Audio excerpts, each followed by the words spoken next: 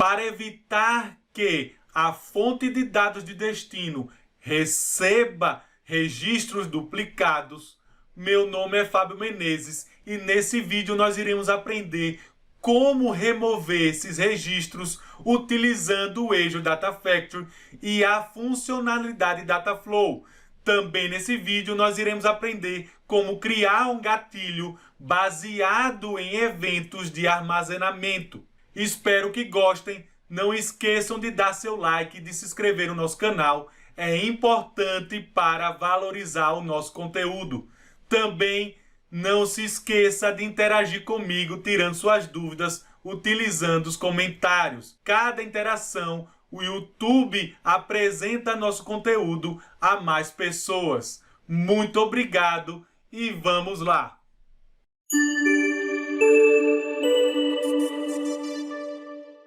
Iremos utilizar o Azure Data Factory Studio e aproveitar para habilitar as funcionalidades de preview. Basta clicar no link no canto superior da tela e selecionar a opção On. Clicar em aplicar e depois clicar na opção autoria. Antes de criarmos nosso Dataflow, nós iremos adicionar no nosso Azure Data Lake Storage uma nova pasta para armazenar os novos arquivos. Neste caso, arquivos de planilha eletrônica do LinkedIn. Defino o nome para ela, clico em OK e agora eu vou fazer o upload dos arquivos. Basta selecioná-los. Pré-visualizando este arquivo, nós podemos identificar 3 colunas que contêm a data, a quantidade de visualizações e a quantidade de engajamento. Vou selecionar os 2 primeiros e clicar em abrir. Dessa forma, os 2 arquivos estão adicionando à minha estrutura do Data Lake Storage. Utilizando os mesmos, nós iremos agora criar o nosso Dataflow, adicionar a fonte de dados de origem,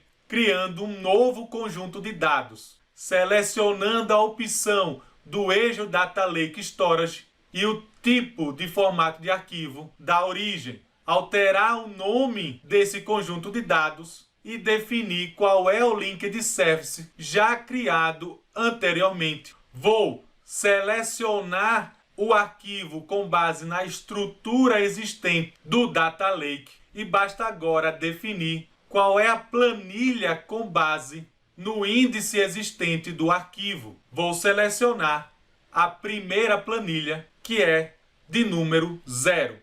Também iremos definir que a primeira linha irá conter os nomes das colunas e, com base nesta mesma conexão, importar o esquema. Basta agora clicar em OK. Ao adicionar essa nova fonte de dados, o Dataflow já pré-visualiza os seus registros, utilizando a opção de debug do Dataflow que eu já tinha habilitado anteriormente. Lembrando que nós selecionamos apenas um arquivo Excel e para que a gente possa carregar todos os arquivos de mesmo formato da pasta selecionada, nós iremos entrar nas configurações dessa tarefa, abrir o conjunto de dados que acabamos de criar e excluir o nome do arquivo no local indicado. Desta forma, irei copiar o nome da pasta onde o arquivo se encontra e, voltando para o meu Dataflow, definir as opções da fonte de origem.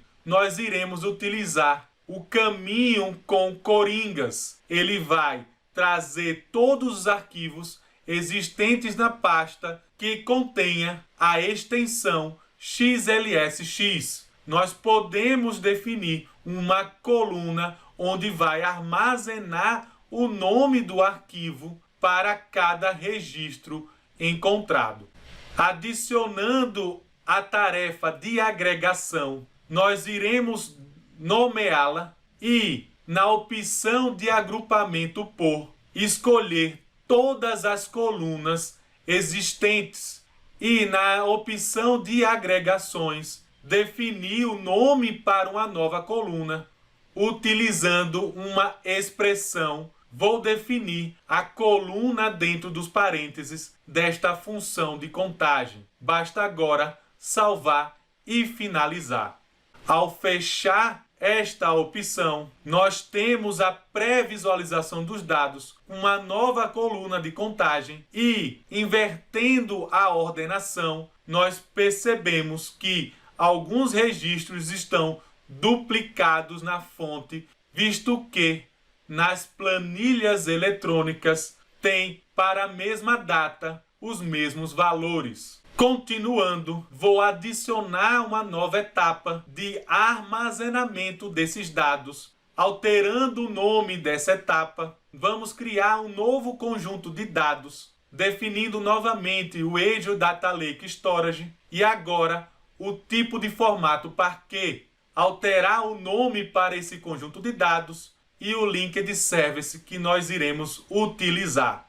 Nós iremos selecionar a mesma pasta onde se encontra as planilhas eletrônicas e, ao clicar em OK, eu vou remover o nome do arquivo selecionado. Clicar em OK e definir para essa fonte de dados que será salvo em um único arquivo Parquet. Nós iremos também definir o nome para esse arquivo e o legal aqui é que nós já podemos também definir a segurança de acesso, onde R é a opção de leitura, W para gravação no arquivo e o X para execução. Como exemplo, vou definir todos os tipos de acesso, tanto para o dono, para o grupo, como também para outras pessoas. Continuando, nós iremos agora para a aba Mapeamento das colunas. Nós podemos definir que as colunas não serão duplicadas e, para que eu possa remover alguma coluna não desejada, eu desabilito o mapeamento automático. Vou então remover a coluna de contagem e, na pré-visualização, ele já mostra os dados não duplicados. Vamos publicar os objetos criados e criar um novo pipeline. Nós iremos adicionar a tarefa de execução de Dataflow, definir qual Dataflow que nós iremos executar e a estrutura Apache Spark que executará o mesmo.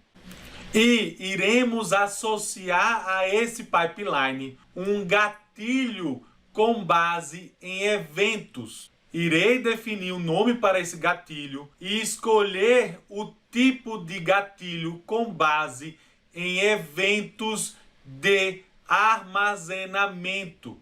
Eu vou escolher a assinatura onde o recurso do Azure Data Lake se encontra, definir qual é o file system que os arquivos estão armazenados. Também podemos definir a extensão do arquivo que será monitorado. Escolher também o nome inicial da pasta onde os arquivos se encontram e também qual é o tipo de evento que irá iniciar o gatilho. Neste caso, toda vez que um novo arquivo for criado dentro da pasta em questão, o gatilho será executado e os pipelines associados a ele. Lembrando que o gatilho associado a um evento de armazenamento necessita de um recurso chamado Event Grid. Agora nós iremos adicionar o terceiro arquivo que faltava. Logo após o upload desse arquivo, tanto o gatilho quanto o pipeline é executado. E nós podemos verificar a situação atual do pipeline exibindo a tarefa em execução. Percebam que logo após a finalização do pipeline, Quando voltarmos para o nosso Azure Data Lake Storage, nós temos um novo arquivo Parquet relacionado dentro da mesma pasta. Espero que tenham gostado desse vídeo.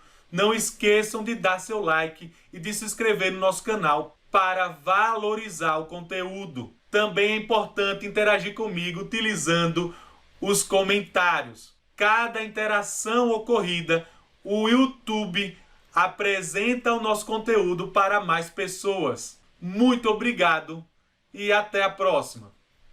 Muito obrigado, conheça outros vídeos do canal e siga-me nas minhas redes sociais.